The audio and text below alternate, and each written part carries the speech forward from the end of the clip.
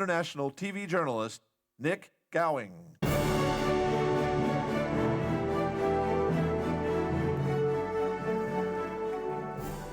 Well, as President Walesa said, it's good to see you all still here. And there's an important issue to pick up on now.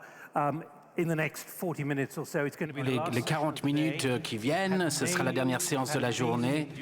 Vous avez vraiment fait preuve de beaucoup d'endurance et vous avez vraiment fait un travail de fond aujourd'hui. J'aimerais maintenant inviter 4 participants sur la plateforme. Le président Kufuor, Monsieur Kiping Lee, Andrés Pastrana. Je vais vous donner une introduction courte. Et ça parle de ce que dit le président Bongo tout au début, en parlant des nouveaux défis qui se posent à nous, des nouvelles menaces, des nouvelles choses impensables, la turbulence, la vitesse à laquelle tout change et les paysages qui changent de façon incroyablement rapide aujourd'hui. Mais les questions que moi je vais poser aux panélistes aujourd'hui, c'est à quel point est-ce que c'est facile de faire face à ces problèmes que le président met sur l'agenda. Parce qu'il a dit qu'il nous faut des leaders qui sont prêts à prendre des risques. Nous devons agir, il a dit. Nous devons écouter la prochaine génération. Il y a le risque d'erreur, bien sûr, mais nous devons faire ces erreurs, nous devons les commettre. Il faut oser prendre des risques ensemble.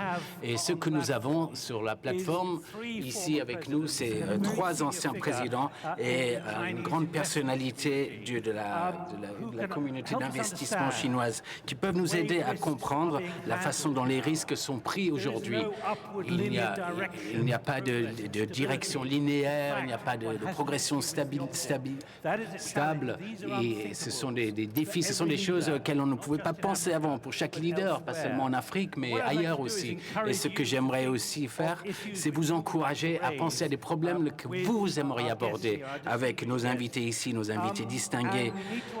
Il nous faut comprendre les défis qui se posent et que eux pensent que les présidents ont à faire face maintenant et comment eux, quand ils étaient au pouvoir, faisaient face à ces problèmes. Nous avons Monsieur Kiping Lee, qui est le vice-président, le président et le CEO de China Investment Corporation.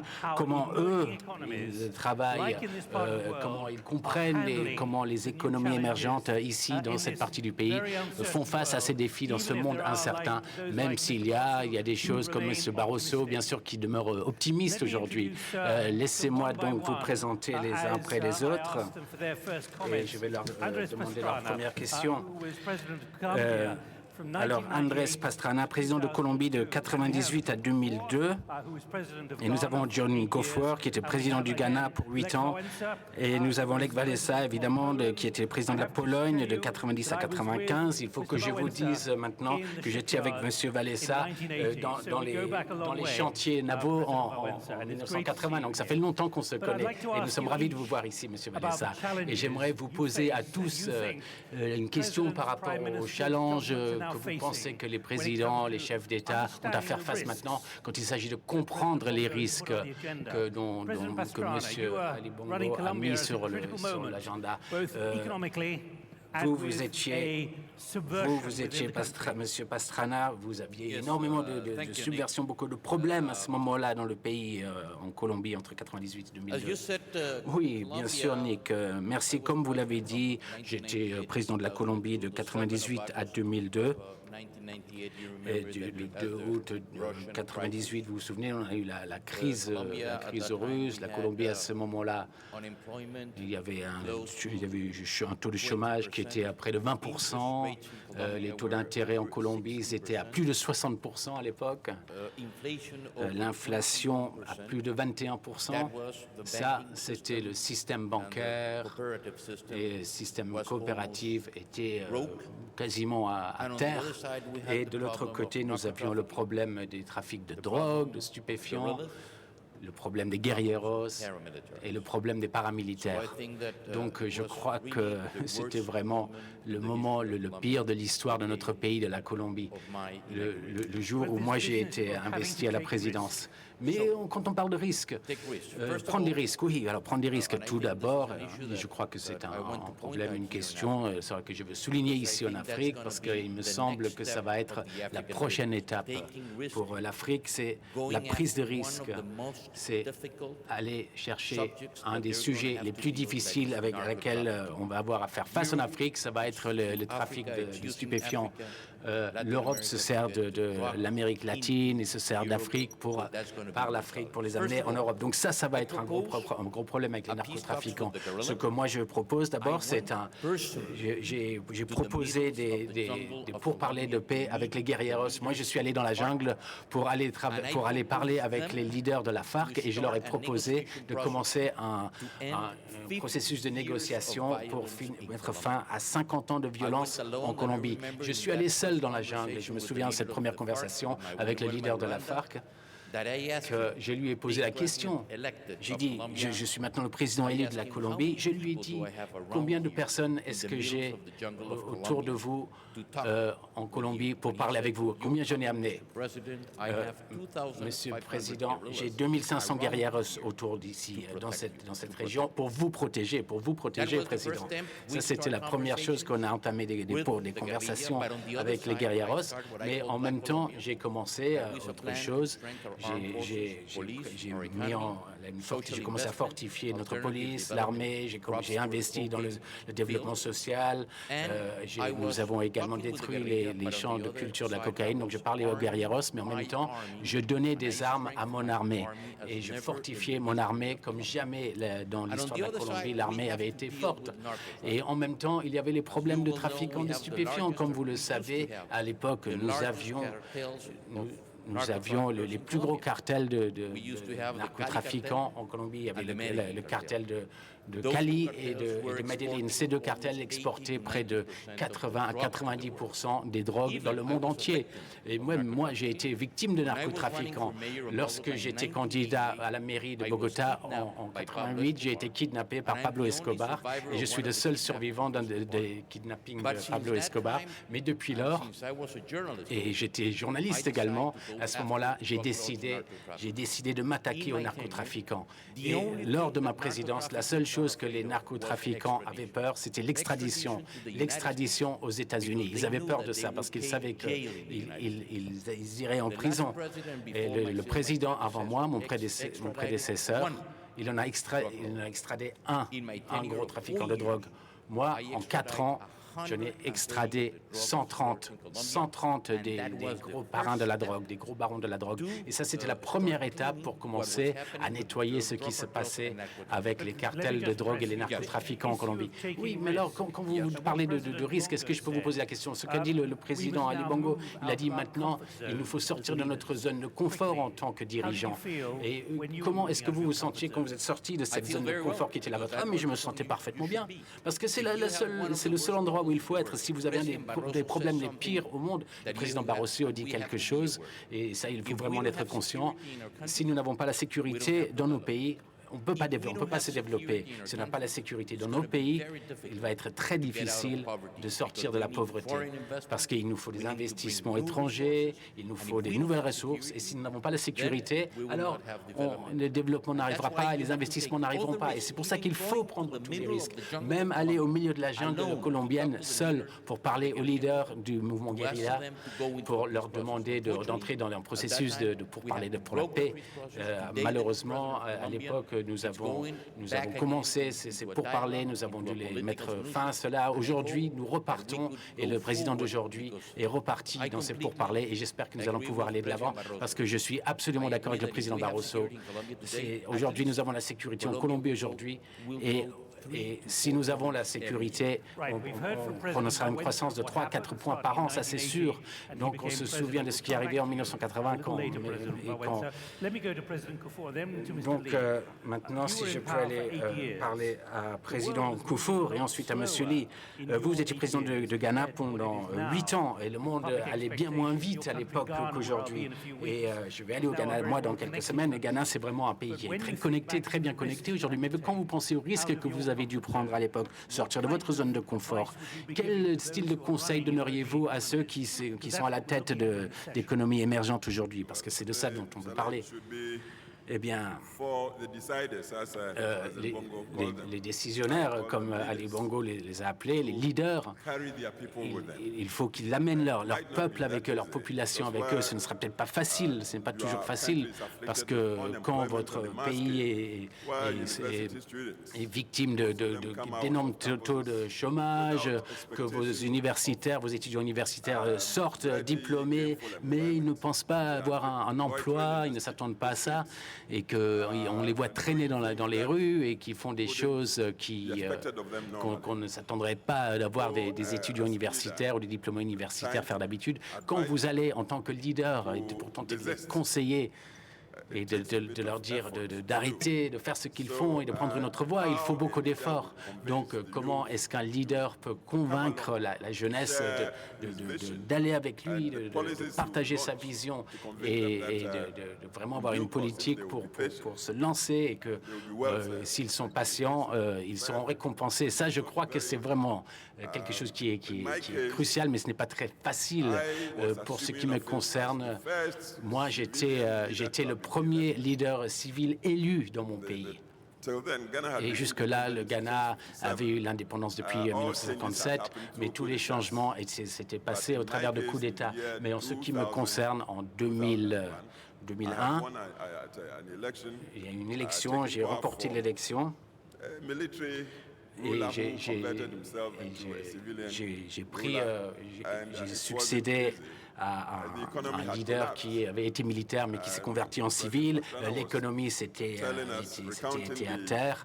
Le président Pastrana nous parlait de son économie qui était à terre, mais nous, on avait une inflation de 40%, les taux de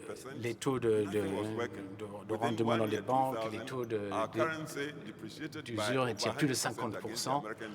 Et nous avions chuté de plus de 100% par rapport au dollar américain. Donc, vous pouvez imaginer la difficulté. On se disait, comment est-ce qu'on va faire? On s'est dit, j'avais un mandat de 4 ans. Il faut vraiment convaincre les gens qu'on allait changer, qu'on allait pouvoir changer. Aujourd'hui, on parle ici, on est dans un pays qui...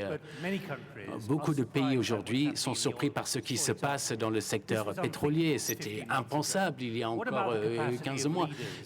Qu'en est-il de la capacité des leaders à gérer les choses, l'inattendu, les choses qui étaient impensables, parce que bientôt le public va porter jugement, et souvent des jugements négatifs sur ces personnes. Et ce sont peut-être des jugements qui sont très sévères, parce que le président a dit il faut prendre des risques, il faut sortir de notre zone de confort. Oui, il a aussi parlé de la diversification de l'économie, le président Bongo.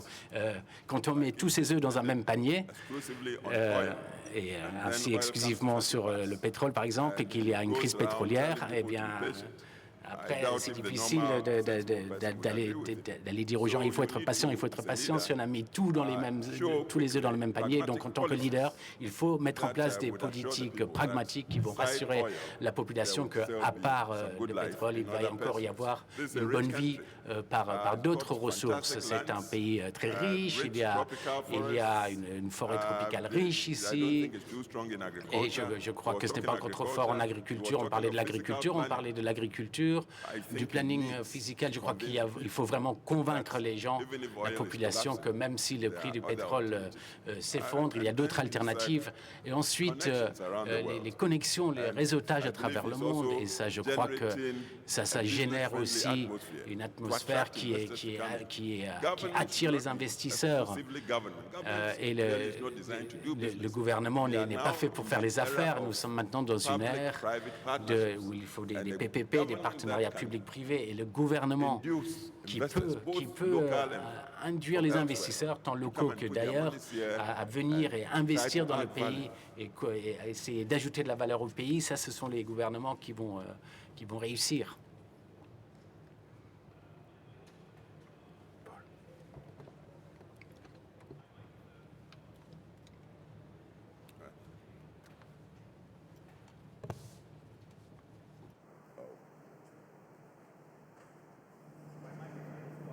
Sorry about that. Désolé pour Li ça. Keping, let me come to Li you. We're Keping. delighted that you've made the Nous trip sommes from Beijing. You're contents que vice vous chair, soyez you venu have de been vice Pékin. chairman and Vous president avez and chief été investment le officer of the vice-président, CIC, the China président Investment et Corporation. You're now the président directeur president général and chief investment de la officer. coopération Picking up what de President Kufuor la has Banque just said, d'investissement en that Chine. business of taking risk and investment. Revenons What do sur ce you qu'on see a in dit sur emerging le fait economies, not que just in les Africa, but compagnies et largely in sociétés Africa prennent des risques, and elsewhere, and the kind of particulièrement en judgment Afrique. you are now making Quel in Beijing? jugement pouvez-vous faire particulièrement depuis Pékin, depuis votre point de vue de là-bas? Thank you. Merci. Thank you for your question. Merci. Before I answer question, Avant I'd like to de say it's répondre my à great votre honor question, to join this panel and je voudrais dire combien je thank suis you for honoré you stay d'être here. ici. It's a long day. Je voudrais So remercier thank la you for your jeunesse patience. Come back d'être to your question. ici et la patience, parce qu'on a pris du retard. Je reviens à votre I question. cannot answer from Beijing to talk Je about ne emerging peux market pas right répondre challenge, depuis but Pékin. I, as Mais a global investor or J'ai institutional des investor, investisseurs I can provide institutionnels answer globaux question. et donc je peux, de ce point de vue-là, donner In une past réponse. 20 years, Dans les emerging 20 markets dernières have very années, fast les growth. marchés émergents The ont eu une croissance très of rapide. Economy in La the world, proportion emerging de markets l'économie already mondiale, over 50%. Je veux dire, les marchés émergents représentent presque 50% de l'économie mondiale aujourd'hui. Et c'est un progrès énorme. Deuxièmement, dans les 10 dernières années, en Afrique, la croissance a été plus rapide. Et c'est une très bonne surprise. Donc, si on regarde à long terme, je crois que les marchés émergents ont encore un gros potentiel de développement dans le futur. Je reviens à aujourd'hui. Maintenant, dans la période dans laquelle nous sommes, et en prenant le point de vue de mes investisseurs globaux, nous pensons que nous sommes dans une période très difficile. On a un cycle économique qui change. Deuxièmement, à cause des politiques monétaires et de l'augmentation du taux d'intérêt, de la volatilité des flux de capitaux, ceci joue un rôle. Ensuite, la Chine a la part d'économie de marché émergente la plus importante. Et donc, en Chine, nous devons restructurer notre pays, ce qui est un défi énorme, qui demande du temps et de la patience. Donc, pour l'instant, nous sommes dans une période, dans un cycle plutôt bas pour les marchés émergents. Mais je pense que nous pourrons aller mieux dans le futur. Alors, je pars de ce que vous avez dit. Le président Bongo disait que les leaders doivent prendre des risques. Mais vous, en tant que banquier, je suis sûr que vous avez d'abord un objectif de prudence et de stabilité. Comment vous faites pour avoir cet équilibre entre la prudence et le fait que vous prenez des risques? Oui, très bonne question. Globalement, je suis d'accord avec le président Bongo que la clé pour moi est que nous devons diminuer la volatilité dans certaines régions spécifiques ou secteurs. Donc, c'est le modèle basique, de base, que nous devons appliquer pour diminuer cette volatilité, particulièrement en période de crise. Deuxièmement, pour nous, s'il y a trop d'incertitudes, il y a deux possibilités. La première possibilité, nous sommes défensifs en tant qu'investisseurs à long terme. Deuxièmement, nous nous focalisons sur des opportunités à long terme, des investissements à long terme. Mais même si l'état actuel du monde est plus incertain pour des tas de raisons qu'on a regardées, comment pouvez-vous avoir de la certitude pour les investissements dans le climat actuel? Oui, en fait, je ne peux pas. parce que It's the everywhere is uncertainty of the cette investor incertitude cannot get est certain. partout. Et donc je ne peux pas atteindre une certitude, mais Based on environment. But from our global si portfolio, l'on regarde I notre say portefeuille defensive strategy. global, That means basic on on se diversification. rend compte que, en se basant sur la diversification et des stratégies différentes, je peux avoir Right, let me go to quelques President Walesa. zones de Like President stabilité. Kufuor, who was in Alors, Ghana comme on voit avec after le the military. président Like du Ghana Andrés qui est Pastrana, arrivé taking après big ce risks coup d'État with militaire, a qui a pris subversion des risques and also a importants. major Le economic président de challenge. Colombie également, You, qui a in the pris des risques mid-90s, having importants. challenged Vous, communism au through martial milieu law, des années you had to 90, sit vous êtes arrivé dans facing the communist une leaders période who qui you had était been extrêmement challenging. difficile parce que vous Now, aviez eu avant how do you les create communistes. Donc that comment level of leadership avez-vous pu mettre en with place people ce niveau you de find you leadership were actually avec des personnes adversaries of, but you had to dont find vous a étiez common les ground adversaires, mais in a new avec qui vous situation. deviez Help me pouvoir understand négocier. the psyche there, Mr. Comment President. avez-vous réussi à faire ça? Szanowni Państwo, Eh bien, każdego przywódcę, tout leader, tout décideur politique trzeba umiejscawiać w czasie i doit przestrzeni. être Innego przywódcy vu potrzeba dans son dla contexte banku, spatio-temporel. innego przywódcy Vous avez potrzeba besoin d'un dla leader banku différent pour une banque. Vous avez besoin d'un directeur différent pour mener un combat. Et donc, chaque Ja miałem wtedy, kiedy walczyłem leader z komunizmem sowieckim, va agir différemment en fonction des circonstances dans lesquelles il se trouve. À l'époque, j'avais 200 000 troupes soviétiques qui étaient en Pologne et qui me contrôlaient. Et il y en avait 1 million qui étaient basés dans les pays voisins, plus les silos des armes nucléaires. Donc, comme vous voyez, c'est différent. Quand vous parlez là de courage et de calcul, ça dépend vraiment des circonstances. Si, par exemple, je devenais aujourd'hui président de l'Union européenne, si on me le demandait, j'essaierais d'abord d'identifier, de mettre à jour les différents problèmes qu'il faut traiter, qu'il faut résoudre, que l'Europe doit arriver à résoudre en tant qu'État intégré. Puis, je me demanderai quelles sont les fondations de l'intégration nécessaires, l'économie de marché et les différentes valeurs qui seraient acceptables par des gens ayant une religion et d'autres ne l'ayant pas. Press. You're a bit like all the young people in Africa who want change very fast.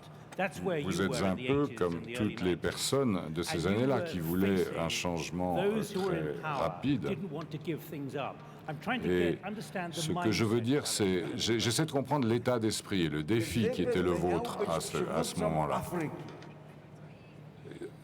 Si j'étais aujourd'hui un dirigeant en Afrique, je ferais une chose similaire sur deux problèmes. Mais mon idée première serait comment je pourrais élever les niveaux de vie dans les pays, mais en ne donnant pas quelque chose que je prends quelque part et que je donne ailleurs, mais en mettant en place un arrangement mutuel qui fait qu'on se trouve dans une situation gagnant-gagnant.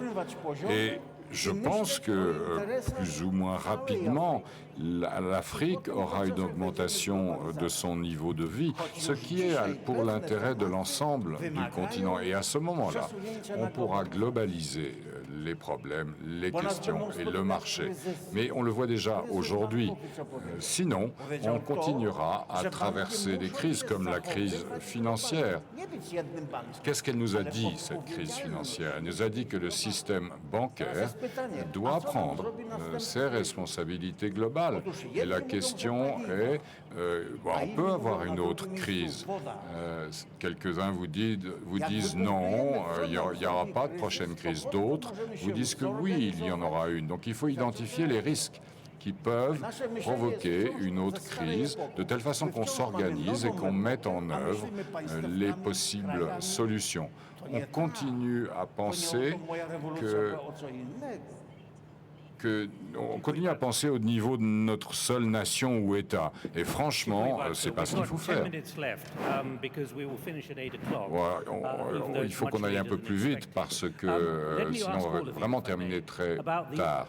Si je vous demande à tous la façon de communiquer, comment vous pouvez faire en sorte que les peuples, le public, soient avec vous, compte tenu de l'urgence qu'ils attendent et de la difficulté des problèmes auxquels tout le monde est confronté. Eh bien oui, c'est très différent. À l'époque, on n'avait pas les réseaux sociaux, etc. Mais vous parlez ici de risque. Mais je pense que les dirigeants africains n'ont pas, pour l'instant, ces problèmes de terroristes, de narcotrafiquants, etc. Je me souviens être venu au Parlement européen en 2000 dire aux Européens qu'ils allaient commencer à avoir un énorme problème avec les narcotrafiquants, que le marché changeait, que les narcotrafiquants s'éloignaient des États-Unis pour aller vers l'Europe. Et ici, nous avons ici un éminent financier en Chine, 1 kilo de cocaïne pour un fermier, il touche $1 000. Le même kilo vendu vaut $10 000. Ce même kilo de cocaïne dans la rue à New York vaut $30 à $40 000. Mais ce même kilo en Europe ou en Russie s'achète à 100 000 euros. C'est pour ça que j'essayais de prévenir le Parlement européen en disant qu'ils allaient être le marché, le prochain marché. Donc j'ai été le dire aux dirigeants politiques. Au Royaume-Uni, c'est le premier consommateur de cocaïne par habitant. On a le même problème aujourd'hui en Espagne. Donc, ce qui arrive maintenant en Afrique est la même chose que ce qui est arrivé en Colombie. On est juste un pays de transit, mais on va avoir des problèmes et l'Afrique va avoir des problèmes de sécurité, de corruption, de narcotrafiquants. Et c'est pour ça que les Européens doivent investir plus en Afrique pour éviter ces problèmes de sécurité. Et deuxièmement, et pour terminer rapidement, ce que l'on voit, les FARC en Colombie, ce que l'on voit avec Daesh, tout ceci, toutes ces organisations sont financées par l'argent de la drogue. Je suis allé au Maroc dernièrement, le Premier ministre m'en a parlé. On sait que les groupes locaux, les talibans en Afghanistan, les groupes plus grands sont financés par la cocaïne et l'héroïne. Donc, il faut prendre le risque de faire face à ces problèmes en Afrique et en Europe d'une façon globale. Président Kuffour, votre pays a encore un certain nombre de défis à relever. Quand on pense à ce que le président Obama a dit en juin dernier, en disant que le leadership dans les pays africains n'est pas encore aussi bon qu'il devrait l'être, compte tenu des enjeux qu'il y a, vous avez de la chance, vous n'êtes plus au pouvoir aujourd'hui. Mais il y a beaucoup, à l'époque encore, vous aviez beaucoup de problèmes importants à résoudre. Donc j'imagine que vous avez une bonne notion de cette question. Oui, bien sûr. Je crois que vous parlez d'une bonne gouvernance. La présomption, c'est que pour une bonne gouvernance, il faut un bon dirigeant. S'il n'y a pas un bon dirigeant, eh bien la bonne gouvernance, ça ne fonctionne pas. Donc, bonne gouvernance génère per se la bonne atmosphère et le bon environnement pour un bon développement. L'Afrique se trouve encore dans une phase, et c'est le président Obama qui avait dit ça quand il est venu au Ghana, je crois que c'était en 2009, avril 2009. Et il a dit que ce dont l'Afrique avait besoin, ce n'était pas des hommes forts. Il l'a dit, il l'a redit.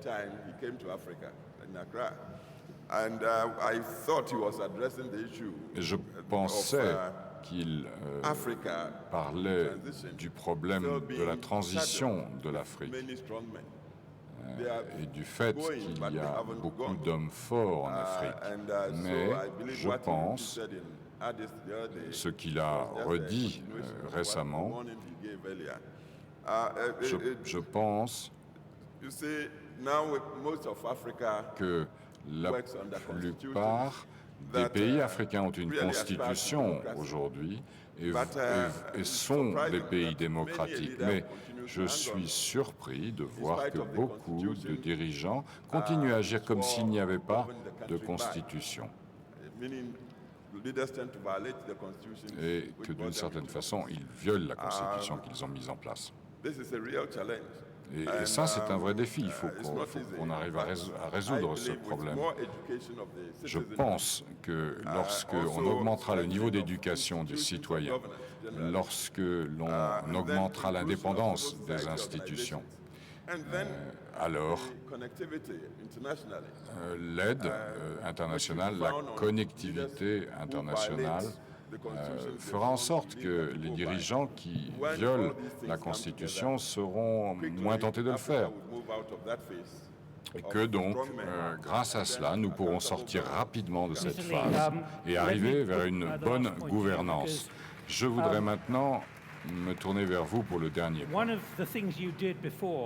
Une des choses que vous avez fait entre 1992 et l'an 2000, vous étiez à l'État pour restructurer l'économie chinoise.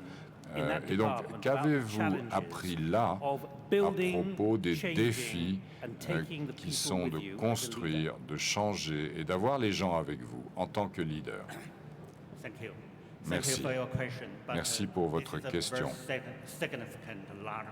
Mais c'est une énorme question.